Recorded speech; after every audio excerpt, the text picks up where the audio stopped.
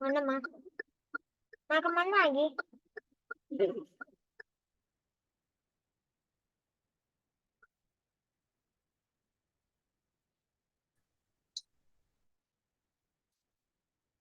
Ya, jadi pertemuan kita yang kedua ini eh, kemarin kan minggu pertama kita sudah pengenalan ya, pengenalan apa saja topik-topik per minggunya nanti.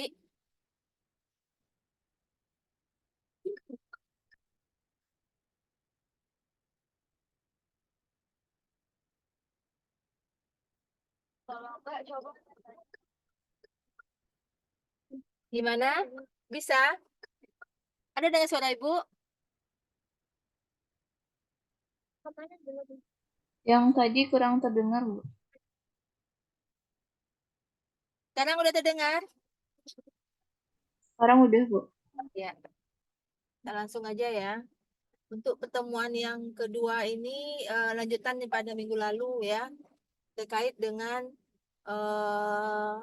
minggu lalu kan pengantarnya aja ya, apa-apa topik kita dalam per minggu. Sekarang kita coba masuk ke prinsip dasar instrumentasi dan sistem aplikasi yang terkait dengan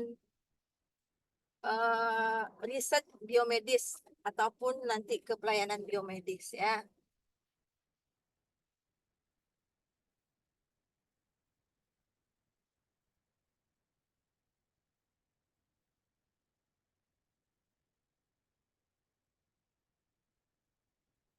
Bentar, mana layarnya nih?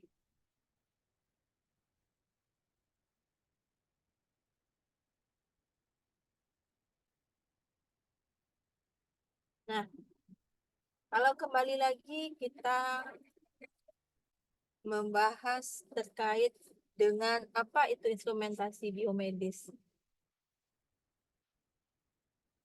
Instrumentasi biomedis itu merupakan suatu bidang ya. Nah, jadi ini kan per mata kuliah. Nah, ada di beberapa uh,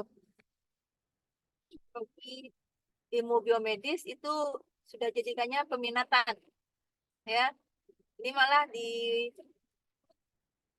di luar ya, tadi Ibu kebetulan Ibu tadi memberikan podcast terkait dengan ilmu biomedis.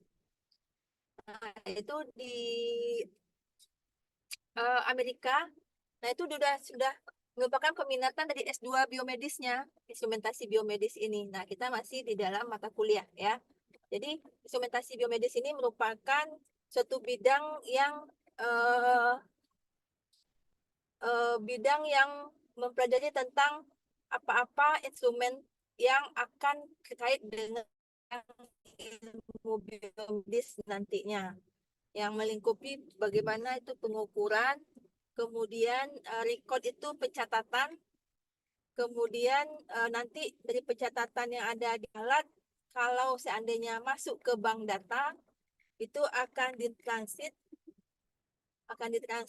ke penyimpanan data ini didapatkan dari hasil kumpulan pada eh, bisa daripada sampel tubuh atau bagian daripada bahan biologis tubuh kita ya, seperti cairan, darah, atau saliva atau urin, atau juga dari pengukuran tubuh kita, misalnya di permukaan tubuh dari suhu. Nah, itu kan langsung daripada tubuh ya kan, bukan dari cairan yang dalam tubuh. Jadi itulah instrumen-instrumen yang terkait dengan hal tersebut dinamakan dengan instrumentasi biomedis. Nah, ini dimulai misalnya ya, pada gambar itu bisa bisa dilihat eh, kalau daripada organ tubuh itu misalnya dari mata ya, dari mata, kemudian nanti secara elektronik apa yang diukur pada mata tadi, misalnya sinyalnya ya, kemudian mungkin daya tangkapnya. Nah, itu akan diukur secara elektronik dan ini nanti akan diproses oleh alat dan direcord. Nah, nanti akan berupa display pada alat detektornya akan didisplaykan dalam bentuk angka ataupun bentuk grafik ya, tergantung daripada apa yang diukur. Nah, ini akan diberikan nanti kembali ke perangkat elektronik tadi, di-feedbackkan kembali yang berupa itu tadi, berupa angka, berupa grafik. Nah, untuk menganalisanya, mendiagnostisnya, nah itu bisa langsung ya, bisa daripada personnya, misalnya analisnya atau mungkin dokternya akan membaca. Nah, sekarang itu malahan di dalam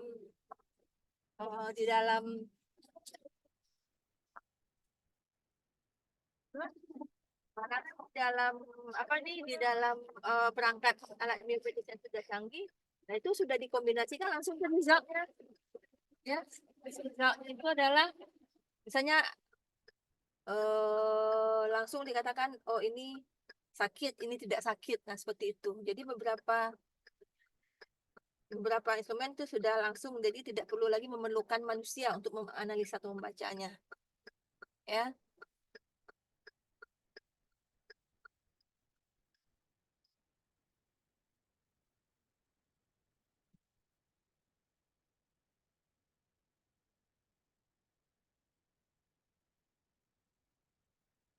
Selanjutnya, apa sih yang menjadi objek atau tujuan daripada instrumentasi biomedis ini?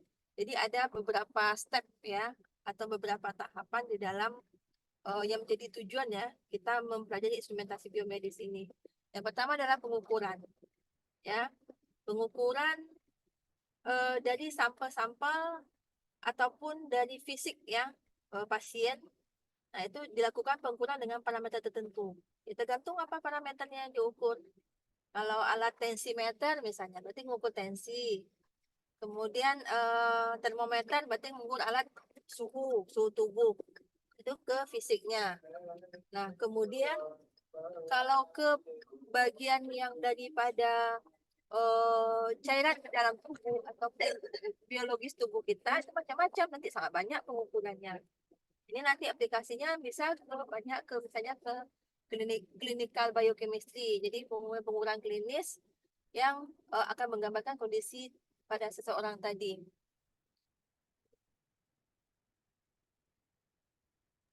Izin Bu, Ya, untuk slide PPT Bu tidak jalan Bu.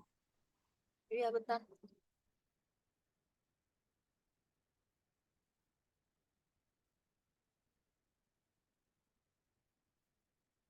Udah nampak kembali?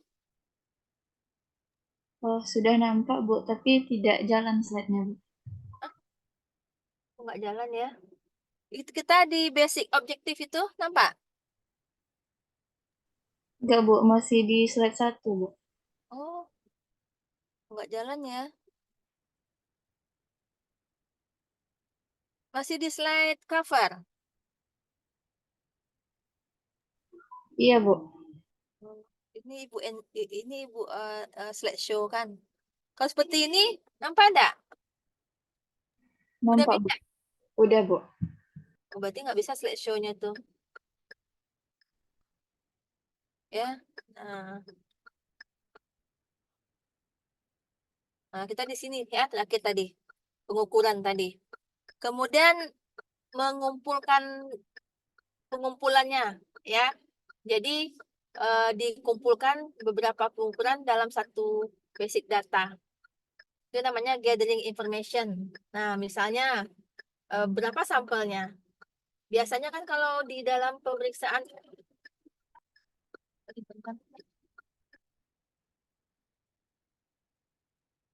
ada kalau ke kampus mama bawa ada. Ada? Ada. Mana? Oke.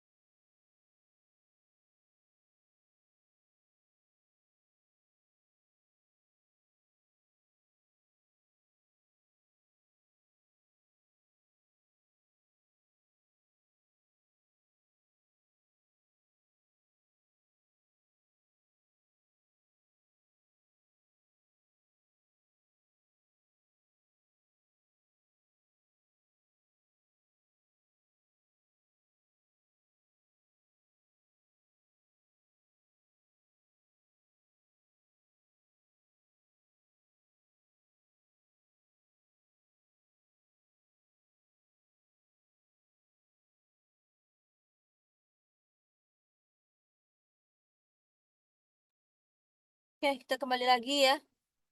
Hilang lah dari buku.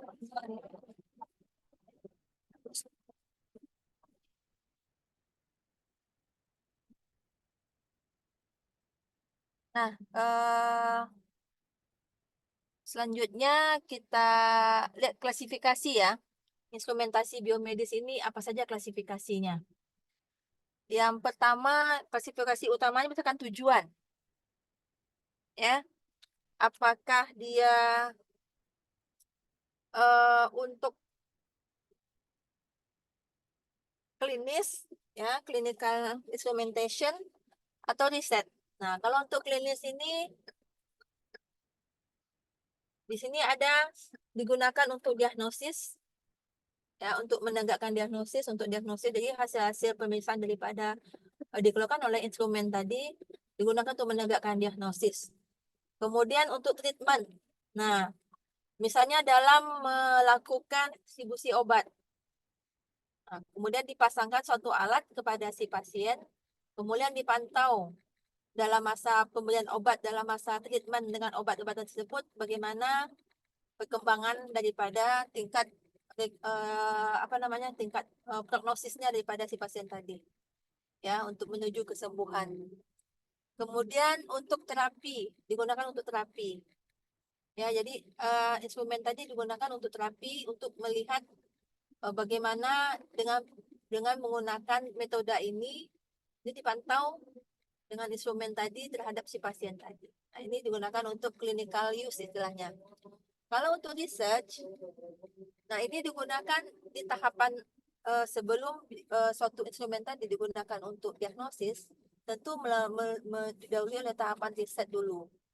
Nah, untuk riset, nah, ini berada di level primer ya, di level primary, di mana dengan menggunakan berbagai macam variasi-variasi di dalam sistem ataupun metodenya dalam percobaan tadi untuk melihat atau mengukur sampel biologis ataupun daripada fisik daripada si pasien tadi. Dan beberapa instrumen itu bisa digunakan di kedua area. Bisa digunakan untuk klinikal, bisa digunakan untuk riset. Ya. Jadi instrumen-instrumen yang berada di level diagnosis itu biasanya bisa digunakan kedua-duanya. Bisa digunakan untuk riset, bisa digunakan untuk diagnosis. Tapi kalau instrumen yang masih berada di level untuk instrumentasi itu belum tentu bisa digunakan untuk diagnosis. Ya, misalnya peralatan prosatometri yang cell sorter. Nah, itu belum bisa digunakan untuk diagnosis. Ya, tapi ada jenis prosatometri yang tanpa cell sorter itu bisa digunakan untuk diagnosis, bisa digunakan untuk riset. Misalnya dalam pengukuran CD40, CD8 yang pada sampel-sampel itu bisa digunakan untuk riset, bisa digunakan untuk diagnosis. Ini tergantung daripada jenis instrumentasinya dan apa tujuannya.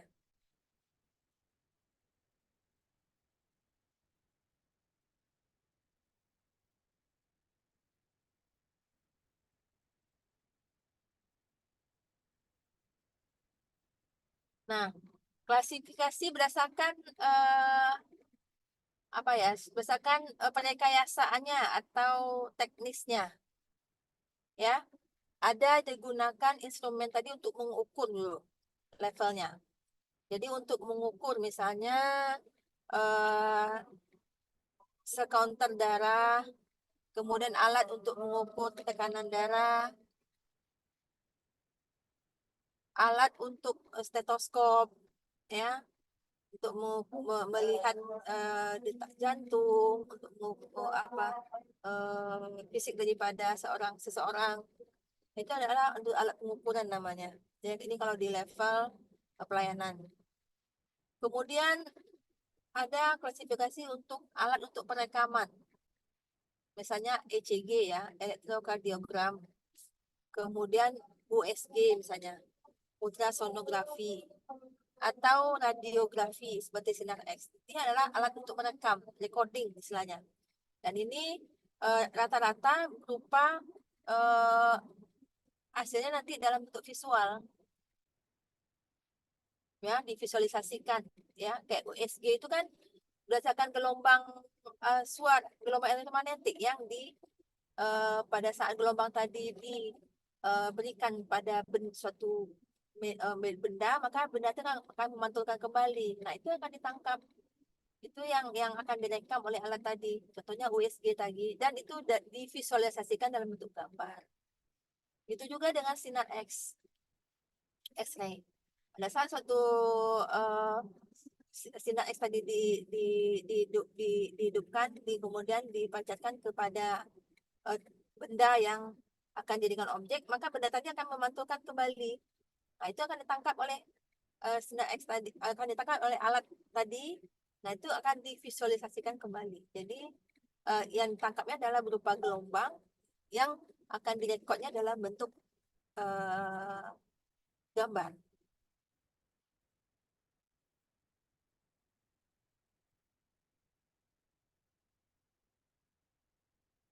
Kemudian, nah ini alat untuk memonitoring.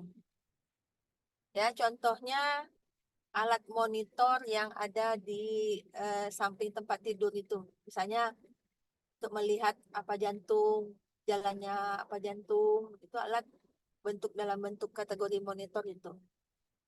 Kemudian juga biomonitor untuk mengukur misalnya tingkat saturasi daripada oksigen. Contohnya daripada alat biomonitor. Ya, fetal monitor itu contohnya ya salah satunya adalah yang kelompoknya adalah USG tadi. Ya, jenis USG yang mungkin sudah dalam bentuk 4 dimensi itu bisa juga kelompok daripada fetal monitor. Nah, kelompok yang berikutnya adalah analyzing instrument. Jadi instrumen untuk menganalisa.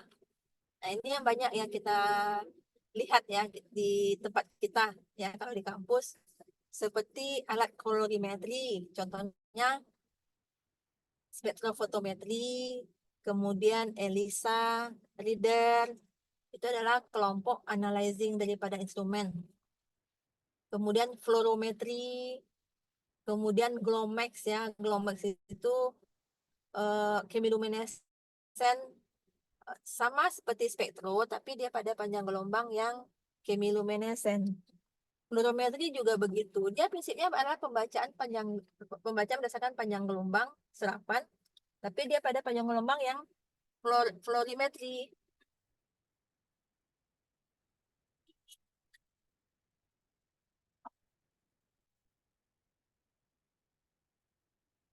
Nah, itu ya. Flame photometry. Flame photometry ini satu contohnya adalah ini berdasarkan daripada cairan biologis yang diuapkan. Nah, uapnya itu yang akan dibaca.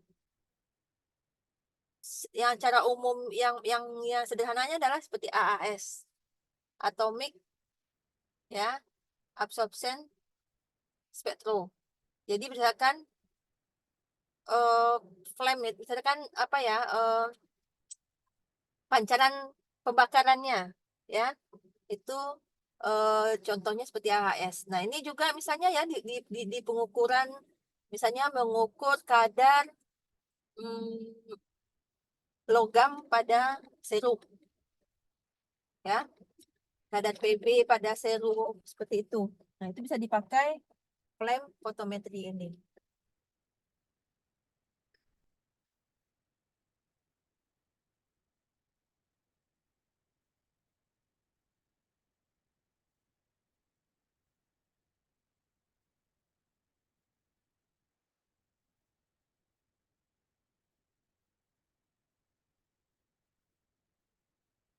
Nah, kemudian instrumen dalam bentuk data logging atau dalam bentuk sistem kontrol. Nah, ini peralatannya contohnya adalah yang contohnya adalah komputer yang terintegrasi. Ya, tentu dengan software-software ataupun aplikasi-aplikasi tertentu ya, dan komputer tadi. Kemudian alat pacu jantung. Ya, itu juga bentuk daripada instrumen controlling ya, defibrilator. Kemudian alat untuk mencuci darah, dialisis, ya, cuci darah. Ini berada di instrumen-instrumen yang di rumah sakit, ya. Dialisis instrumen, ya, untuk mencuci darah bagi pasien-pasien yang ada yang istilahnya ginjalnya tidak bisa bekerja lagi, tidak bisa berfungsi lagi, maka itu digantikan oleh peralatan dalam membantu pencucian darahnya. Kemudian alat-alat untuk pengukur fungsi paru, fungsi jantung. Nah, itu juga merupakan bentuk instrumen-instrumen yang untuk controlling instrumen.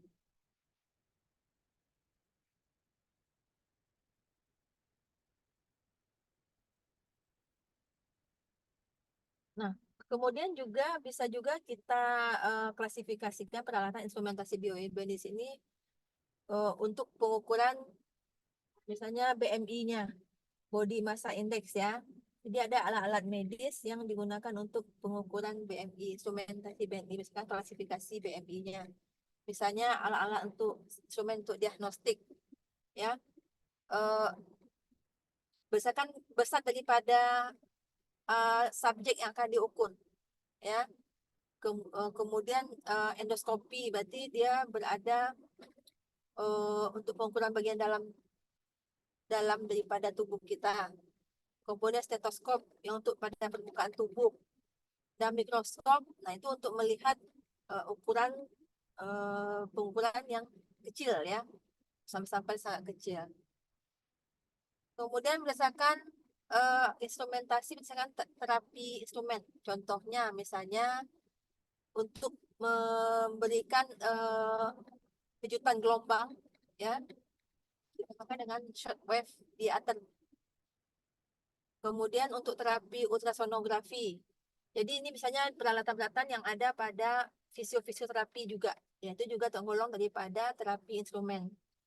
Nah, kemudian juga peralatan-peralatan yang terkait dengan nuclear medicine. Jadi nanti ini sama Prof. Aisyah, ya, terkait dengan peralatan-peralatan instrumen yang, ya, dalam penggunaan yang berbasis daripada energi nuklir atau berbasis daripada radioisotop. Itu contoh-contoh daripada instrumen terapi.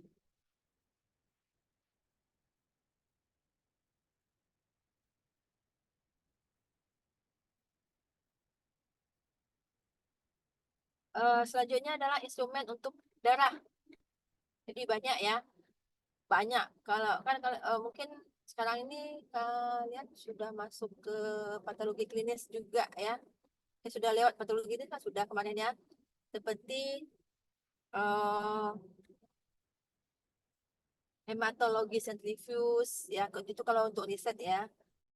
Kalau untuk pelayanan misalnya seperti hematologi analyzer, jadi untuk alat-alat yang terkait untuk pengukuran darah. Jadi semua jenis pengukuran darah itu bisa satu alat. Itu dinamakan dengan hematologi analyzer. Dan ada juga peralatan-peralatan yang terpisah-pisah. Misalnya mengukur tekanan darah, itu beda lagi alatnya. Mengukur jumlah sel darah merah, beda lagi alatnya. Mengukur untuk laju endap darah, berbeda lagi alatnya. Mengukur jumlah darah tepi, berbeda lagi alatnya. Jadi bisa dia satu-satu, atau bisa juga dia peralatannya dalam satu alat untuk mengukur semua.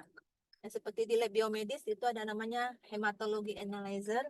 Jadi semua berbasis pemisahan darah itu diukur dengan satu alat. Itu bisa. Jadi tergantung nanti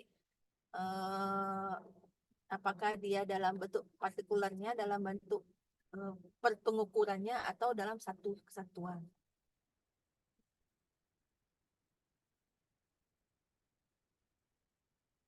Nah, kemudian instrumen untuk pengukuran ini berdasarkan apa, ya? Berdasarkan fungsinya, ya. Fungsi apakah difungsikan untuk pengukuran darah, difungsikan untuk organ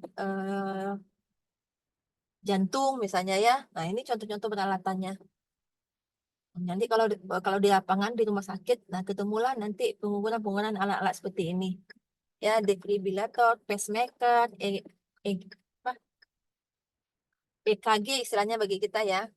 EKG.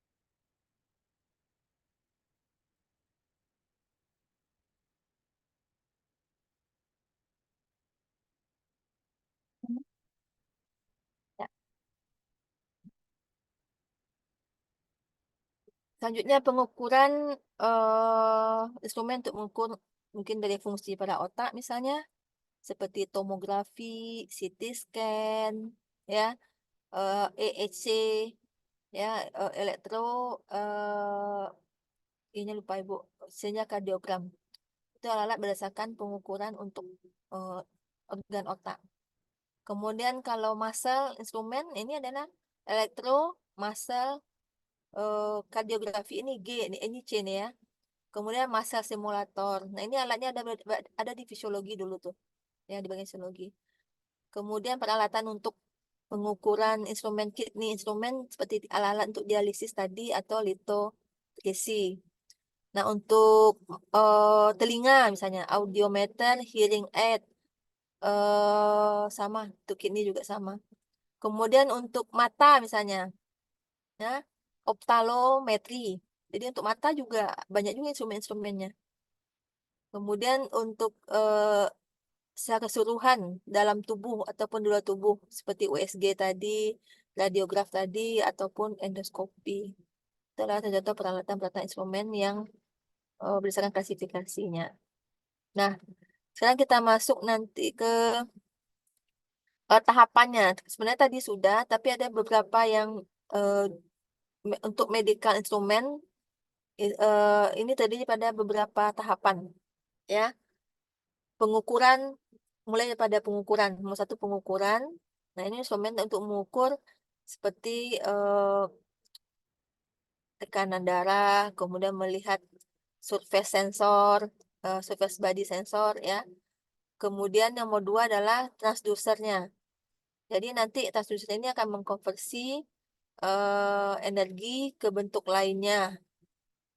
Kemudian ketiga adalah signal kondisi. Di kondisi signalnya di mana digunakan untuk mengkonvert output tadi dari transducer ke bentuk elektriknya, nilai-nilai elektriknya, nilai angkanya. Nah, yang keempat lanjutnya adalah display. Jadi nanti apa yang dibaca tadi divisualisasikan agar bisa mudah untuk direpresentasikan. Nah, kemudian penyimpanan data ataupun nanti datanya mau dikirim kemana. Ataukah nanti ada sebagai bentuk nanti metadata atau bank data, maka nanti ada data storage-nya, kemudian nanti dikirimkan data ini, ditransmisikan nanti. Itu juga bisa, ya.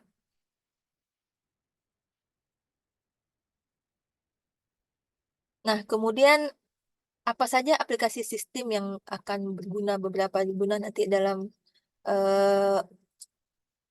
bidang biomedis, ya. Nah, kalau terkait dengan biomedical healthcare, nah itu sudah banyak sekarang aplikasi-aplikasi ya. Kalau kalian lihat, misalnya telemedicine, ya. Jadi memang suatu saat nanti, uh, ya orang memperkirakan bahwa nanti telemedicine ini lebih lebih lebih misalnya lebih banyak lagi digunakan dibandingkan dengan kontak fisik ya, dengan misalnya dengan diperiksa secara fisik oleh si dokternya. Tapi itu tentu ada beberapa kriteria juga yang bisa dilakukan telemedicine. Ada yang mesti tetap memerlukan cek fisik daripada seorang dokter. Kemudian penggunaan teknologi-teknologi kesehatan yang istilahnya yang pengukurannya itu tanpa menggunakan instrumen-instrumen besar. Itu disebut dengan wearable health tech ya, misalnya menggunakan smartwatch. Jadi nanti kalau mau melihat profil kesehatan seseorang itu tinggal menggunakan smartwatch aja. Kemudian ada juga, nah ini juga peralatan yang terbaru juga yang ibu yang sempat ibu lihat ya, misalnya pengencer darah atau untuk memperlancar aliran darah dengan menggunakan gelombang. Nah, itu dipakai kayak pakai jam tangan aja.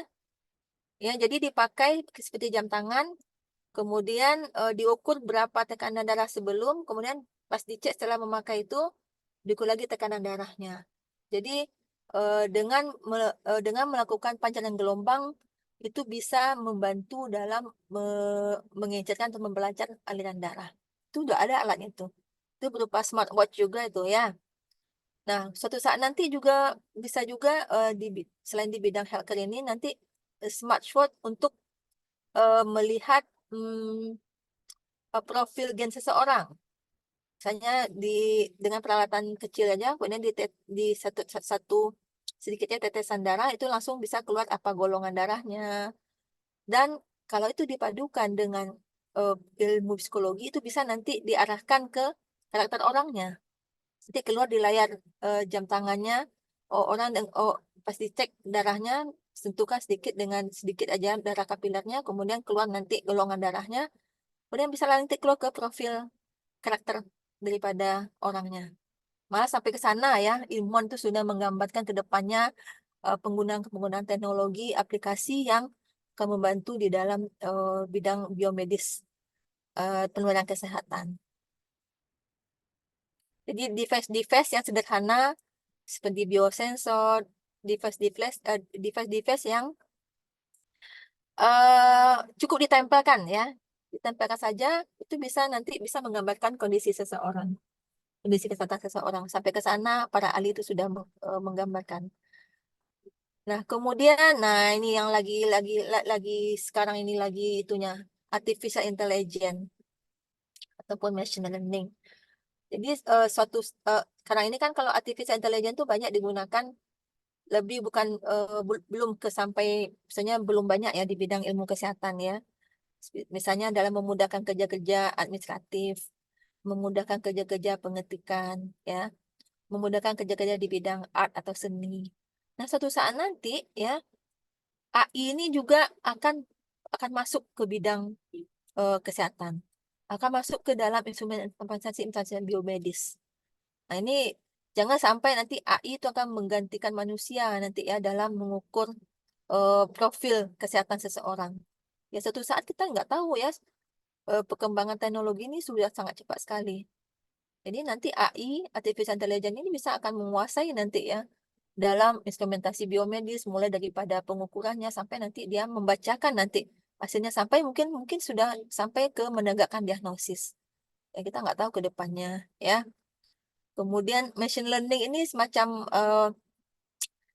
sistem ya. Jadi aplikasi sistem pembacaan algoritma. Jadi bisa memprediksi ya yang lagi dihebohkan sekarang kan nih, kalau data KPU itu kan juga menggunakan sistem algoritma juga. Nah, ini penggunanya nanti di bidang medis ya. Pembacaan nanti dengan data seperti ini, dengan data algoritmanya, maka bisa diprediksi 4 tahun ke depan, 5 tahun ke depan apa yang yang akan terjadi kalau tidak jadi perubahan pada orang ini. Ya, itu machine learning tadi ya. Jadi dia membaca dan memprediksi dalam berupa pengembangan diagnosisnya dengan sistem algoritma. Dan juga sistem ini selain untuk di bidang health kan untuk kesehatan, nah ini juga kemungkinan kedepannya bisa dikembangkan juga di dalam di dalam profil genetik seseorang. Nah, sehingga di salah satu mata kuliah pilihan ada yang kemarin yang Ibu tambahkan ada namanya bioinformatik lanjut dan algoritma. Ya, kalau mau minat di bidang ini juga bagus sekali karena sesuai dengan perkembangan iptek yang sangat cepat ya terkait dengan kehidupan kita. Kemudian sistem aplikasi yang juga dalam memudahkan di dalam sistem pemantauan kesehatan seseorang atau di bidang biomedis kita. Kalau di bidang pelayanannya ya nanti seperti untuk pada pasien yang dalam bentuk rapid test ya, dalam bentuk portable yang digunakan easy to use dalam mendiagnosis instrumen-instrumen tersebut digunakan dalam bentuk hand friendly, misalnya uh, friendly user, jadi mudah digunakan, nggak perlu teknologi canggih karena untuk membuatnya sudah menggunakan teknologi canggih, jadi friendly user ini digunakan secara lebih ke masyarakat sehingga masyarakat mudah dalam penggunaannya.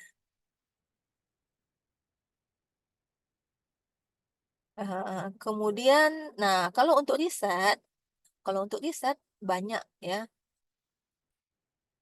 Kalau berbasis bioinformatik dan computerized, misalnya molecular library dan imaging. eh, contohnya seperti NCBI, ya aplikasi-aplikasi NCBI. Sangat banyak aplikasi-aplikasi computerized dan bioinformatik yang sekarang juga banyak sekali. DNA Star. Kemudian kalau terkait dengan building block and pathway, nah ini juga ada aplikasinya. Jadi nanti disebut dengan farmakologi. Contohnya adalah farmakologi network. Itu yang contoh paling sederhana ya. Aplikasi untuk melihat farmakologi network ini jaringan jalur-jalur pathway yang memungkinkan berdasarkan bentuk molekul atau struktur senyawa. Kemudian struktur biologi. Ini banyak aplikasinya ya. Apakah itu eh, pembuatan bentuk struktur daripada suatu molekul yang ditemukan seperti Pmol misalnya, banyak lagi ya. Kalau kalian tertarik bidang ini nanti kalau mau diskusi sama kakak kelasnya seperti Kak Dila, kemudian Al-Hadi Busra, kemudian Raffi, juga Ismail. Nah, itu adalah cutting-cuttingnya yang penelitiannya tentang bioinformatika. Sampai ke molecular docking nanti. Kemudian penggunaan nanomedicine. Nah, nanomedicine ini misalnya ya, pembuatan perangkat instrumentasi biomedis yang sangat kecil yang digunakan misalnya dalam terapi mikroRNA. Jadi nanti ada semacam nano instrumen yang dialirkan dalam darah. Kemudian pada saat tertentu, pada saat terjadi penurunan mikroRNA yang apa, misalnya terjadi penurunan mikroRNA 10B, maka alat tadi akan mengeluarkan mikroRNA 10B tadi partikelnya. Dan kalau dia sudah cukup, maka dia akan stop. Jadi dia seperti bentuk keran, prinsipnya kayak di keran dibuka, maka lepaslah partikel mikroRNA-nya, pada saat keran ditutup, berarti partikel mikroRNA-nya tidak akan rilis ke pembuluh darah. Yang terakhir mungkin adalah nanopartikel dalam green teknologi ya, di mana nanti ya, oke, boleh lanjut ya. Eh, nah, ini ya, penggunaan aplikasi-aplikasi di dalam sistem molekul kecil ataupun secara genomik terkait dengan Human Genome Project. Bagaimana nanti target tadi untuk bisa eh, masuk ya, istilahnya sesuai dengan molekul atau bisa nanti molekul kita ini menghambat ke target tadi.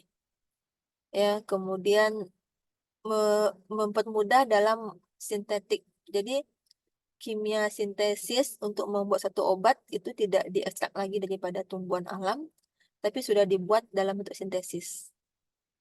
Nah, kemudian dalam robotik teknologi, nah ini juga terkait juga kalau dia dalam ukuran besar itu misalnya dalam membantu pembedahan secara otomatis ya, pembedahan secara robotik.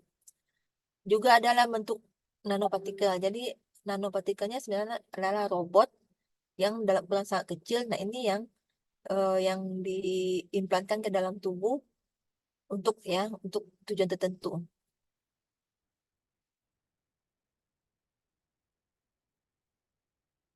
Nah, kemudian molecular library ini juga diperlukan untuk kerja-kerja untuk medicine ya, di mana nanti screen ya eh, molekul-molekul kecil ataupun screen hasil metabolomik yang merupakan biomarker daripada kondisi tertentu pada seseorang. Di sana juga nanti ada teknologi yang peralatan instrumen biomedis yang menggabungkan antara ini aplikasinya ya. Jadi semacam instrumen aplikasinya yang menggabungkan antara nanti bentuk strukturnya, kemudian eh, sistem robotiknya, kemudian nanti dalam bentuk virtual screeningnya.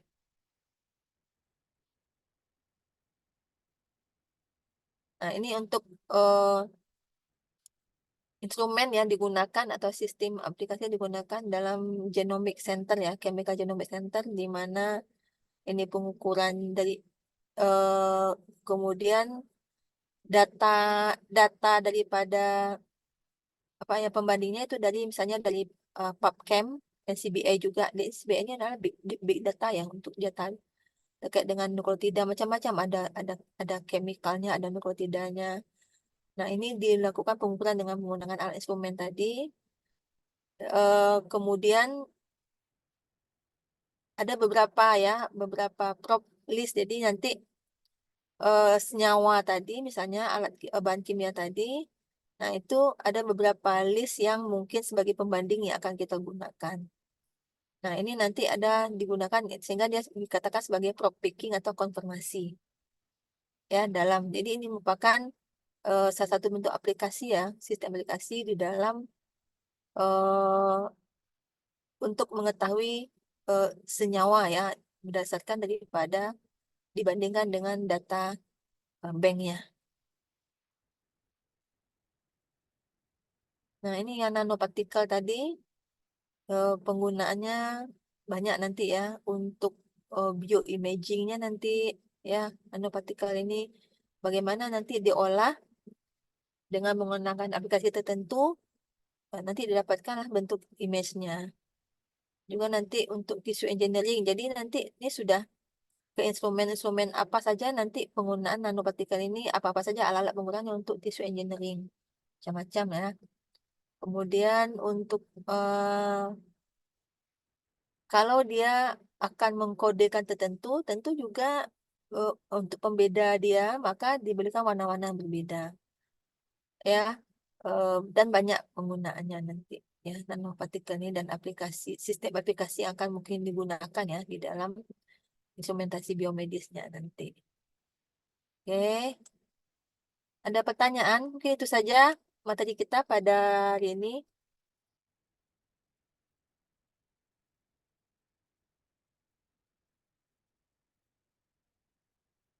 Dan nanti ya, oh iya, satu lagi SK, bukan SK, surat tugas pembimbing itu sudah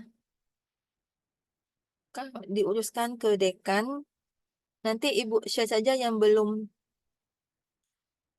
Ibu share saja nanti tabelnya ya. Dan diminta pada kalian masing-masing menghubungi pembimbingnya minimal 1 bulan sekali untuk melaporkan hasil kegiatan magangnya. Logbook logbook perlu diisi dalam bentuk online yang berdasarkan yang ada di UPT PDK UNAN, dan bentuk fisik juga. Jadi nanti bentuk fisik apakah sudah dapat di kakak tingkatnya bentuk logbooknya?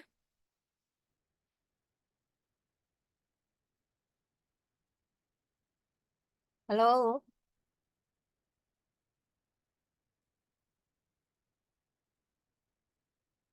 Sudah, Bu.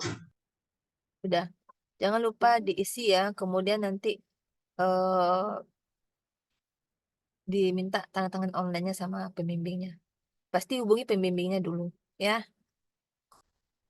Nanti sebentar padahal surat tugasnya sudah selesai nih dalam 2 hari ini.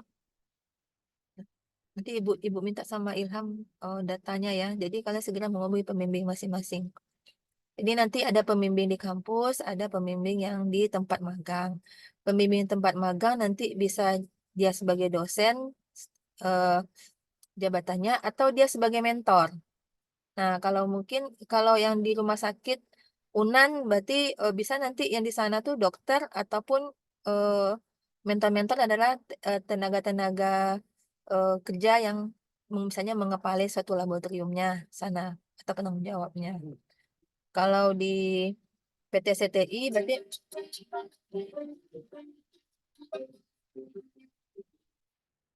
kalau di PT CTI berarti mentornya adalah kakak-kakak yang di sana. Jadi kalian untuk misalnya untuk mentornya juga nanti ada semacam logbook dengan mentornya. Jadi logbook itu ada 2, logbook dengan mentor, logbook dengan pembimbing yang ada di kampus. Nah, kalau yang di BRIN itu sudah standar ya, Karena dia juga ada logbook di sana dan logbook dengan pembimbing yang di kampus juga mesti diisi. Jadi tahu pembimbingnya progresnya nanti. Ya.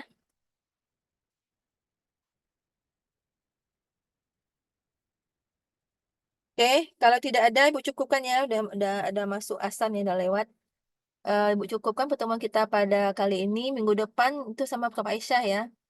Udah mulai masuk ke instrumen-instrumen berbasis nuklir. Oke, Bu akhiri. Assalamualaikum warahmatullahi wabarakatuh. Waalaikumsalam warahmatullahi wabarakatuh. Terima kasih, Bu. Ya.